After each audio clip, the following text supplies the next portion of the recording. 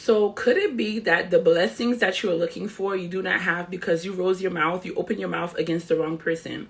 So I was reading in 2 Samuel chapter 6, and the last verse talks about Michal, Saul's daughter, who was David's wife. And it says that she was unable to bear children for the rest of her life.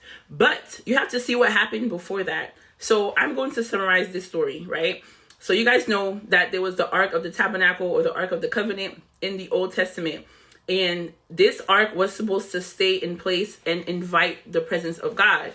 But God always told them that there are people that are not allowed to touch this ark. And so at one point they had to transport the ark, and this man decided to touch it because it was about to fall. And because he touched it, he died on the spot.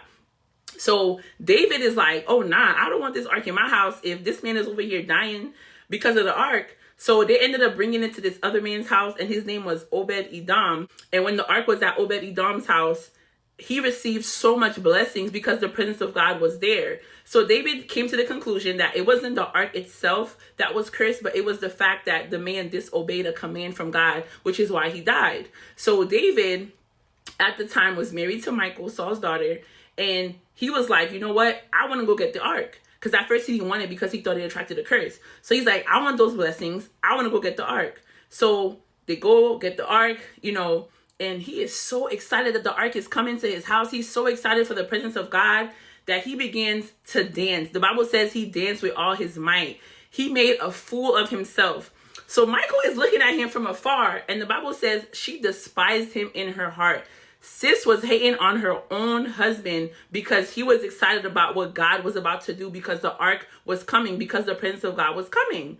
And she goes to David and she's like, very sarcastically, oh, is that the king of Israel making a fool of himself in front of all these people? You're dancing, you look so vile. And David is like, yeah, and what about it? He's like, I will even make a greater fool of myself because I know I'm doing it for God. Like, I'm dancing out of my joy because the presence of God is about to be here. And so she gets all snippy and, ooh, you embarrassing me and blah, blah, blah. And the Bible and David didn't even go back and forth with her. All you see is, and Michal was unable to bear children until the day she died. Now imagine missing out on your blessings because you want to open your mouth against somebody that God has blessed.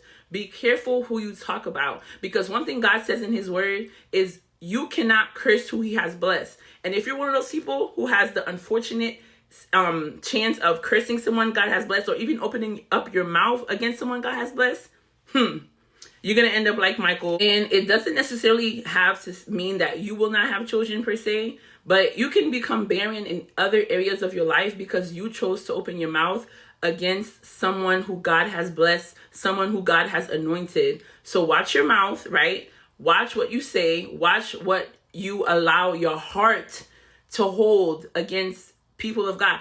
Not just people of God, against anyone, right? Because we're not even supposed to have hate in our hearts against people. If I'm at church and I see somebody, you don't know what God has done. Me personally, baby, you're going to find me at the altar, dancing, jumping around. I do not care. So if someone is being, in a place of joy and happiness, and they're testifying and they're talking about God, don't open your mouth. And that can sound like, oh, you always talking about God. Oh, this testimony, you always have this, you always have this.